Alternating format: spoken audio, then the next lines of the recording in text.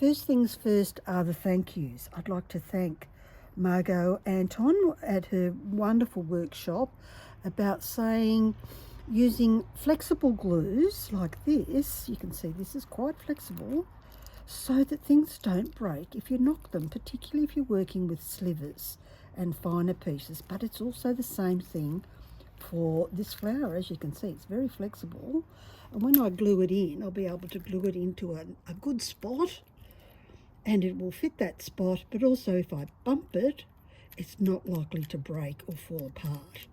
The other person I'd really love to thank is Rosalind, who first introduced the step-by-step on how to cut petals from cups, and I've been having a wonderful time. So I've cut the cups, and you've seen that, and I've sorted into large, medium and small petals on my workbench. I have the slivers that I think I want to use for the centre of the flower, including some extra pretty ones in case I get carried away. Where I've cut the petals into points here, I end up with these wonderfully shaped pieces that I can use for the centre of flowers. So the points go down, that gives you plenty of space. I also like my slivers to have points at both ends. That way you can fit lots in, but also make it quite full and fat, so you don't get to see the adhesive down the middle. And my plate with plastic cover over the top, and you can see the tiles will fit in underneath quite well once I've made this tile. So let's get to it. I'm going to work from the outside to the inside. I won't start at the centre and work out. I have a nice little saucer here that's got a couple of circles that will guide me. So I'm just going to make a big circle of glue. It's roughly a circle. I'll be able to adjust it with my petals and arrange them around it. Make sure they're poked into that glue. And they're just sitting around the edge of the flower. So it's going to be a nice big one. So you can see how tacky that glue is. And I can just adjust it to what I want. And you can see this is going to be quite quick, making sure I get lots of globs on the glue. I probably could have made it thicker, but let's see. It's all a part of. Let's squish it around and see what happens. I'm leaving plenty of overlaps for the next row of petals as well. Just poke it in the glue. Oh, that's going to work out really quite well. And you can see I've left it rough cut. That's row 1 done. Less than the 10 minutes work time. I'm going to put the next lot of glue over the top of it. Okay, next row, so I'm going to fill in the spaces here. So you won't be able to see the glue behind it. How fabulous is that? And there, this one needs a bit of a hug closer. But I need to leave plenty of space for the centre that I'm going to be making as well, because I want it to be a bit of a posy flower, like lots of luscious petals and pretty colours, but I also don't want to see the grey glue in between. So I'm pressing these quite nicely together, and I'll test them out tomorrow, and if anything falls off I'll just re-glue it. Or when it's cured, I might just glue it back on with Gorilla Glue. So that's looking pretty terrific already, I think. What do you think? It's going to be a very pretty flower, nice and bushy and big. And I'll add another blob in the middle, and it might even be a bit tacky. We've got really cold weather at the moment, so it's very, very tacky. So I'm just going to put these little ones around in the same manner. So I'm sort of poking these at about a 45-degree angle, because we are talking 3D, it's not a flat flower from the planet whatever.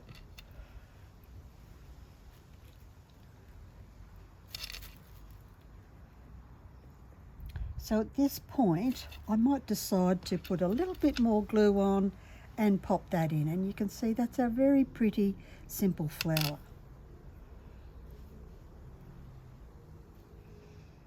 I want some colour in the centre. Okay, so just poke that all down, rearrange any that you think need to be rearranged. Not that many. Need a bit of glue just there. Tumbled shards, and we've done a lot about tumbled shards. I'm putting this great big one in the centre like you do for most flowers. You have a nice big centerpiece. So that's going straight down the middle, and you can see half of it's in the glue. Now I think I might do yellow, mostly yellow around. So I'm picking the yellows up and I'm sticking the pointy end in. So I've got plenty of space. We just do this initially, go round, because we want to come back and then fill up the gap. So I'll just do one round, and I'm facing these at this angle. The next lot I'll do sideways, because you want this to be really chock-a-block full. Now I'm going to add oranges to the centre, right next to this big tall one. So these ones are going sideways. I have a mix of plain orange glass and iridized glass, which will give it something extra twinkles here and there. So you can see there, there's grey glue. So I'm going to poke these into that glue, and the aim will be not to see the grey. So poking away, but making sure none end up together like this, or as Margo called them, standing up like soldiers. We don't want soldiers. I'm just putting the odd red one in now. And I think the different colours really add to it. Don't like that shape, so it's coming out and it will get washed. Some red ones in the middle to put it in that spot. I need to straighten up my purple one in the middle, and because it's all gooey, this one needs to turn around. Was trying to be a soldier. In there. And I'd like some dark ones around the edges, but I don't have enough with 2 points. So I'm going to go for the red ones around the edge. So I'm going to come in between these two petals. So I know I've got those covered. And you can't see the glue once they're in there. So leaving the space is a great idea. Poking. Also making sure they look pretty as you go. Oop, miss this side. So pointy ends in.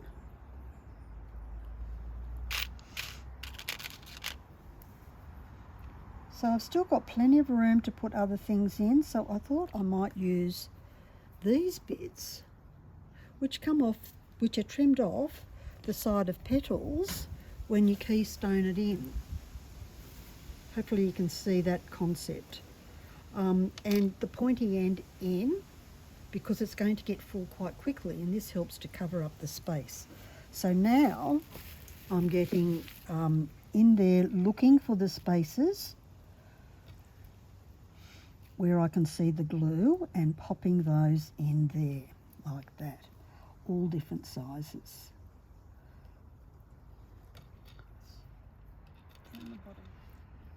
Full of beautiful petals.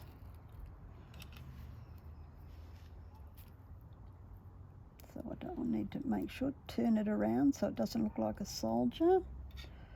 There's a spot down there I need to put something in, but I might put, I think I'll put one of these in. Nice little bit of yellow one at a different angle.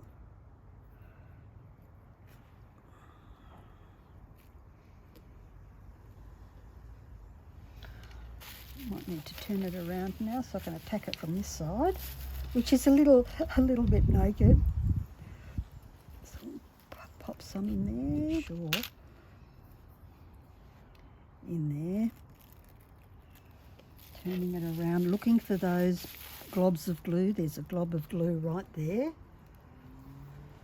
that I can see. It's not a glob of glue, it's glue I can see.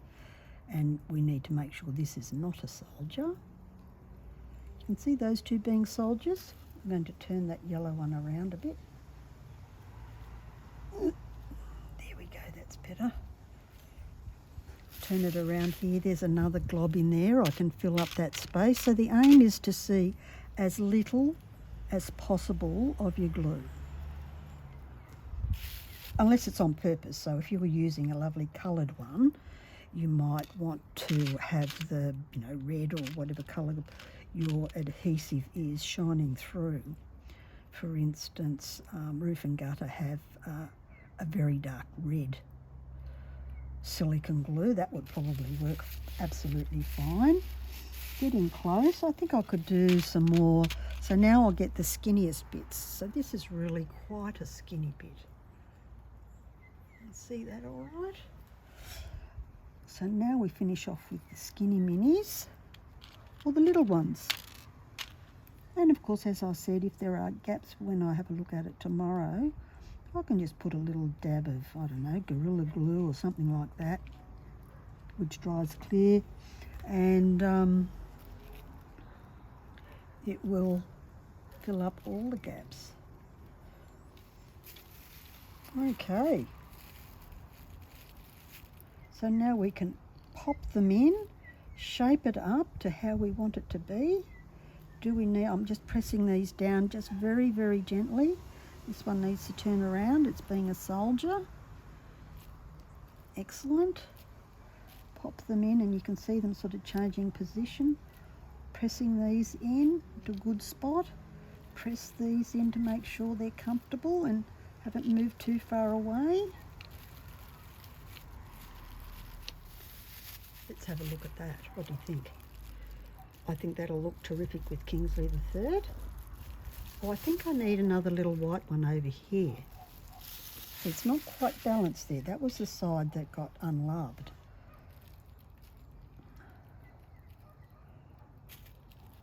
And of course, if there's a bit you don't like, see now I don't like this purple bit, it's coming out. It's going to get washed and reused. If I wash it out in water, it'll be great. So another white one in there and another one. It's a little bit, that white one needs to come up a bit. So arrange them so it's not like just blobby. There we go. Pretty. Yes, I'm happy with that.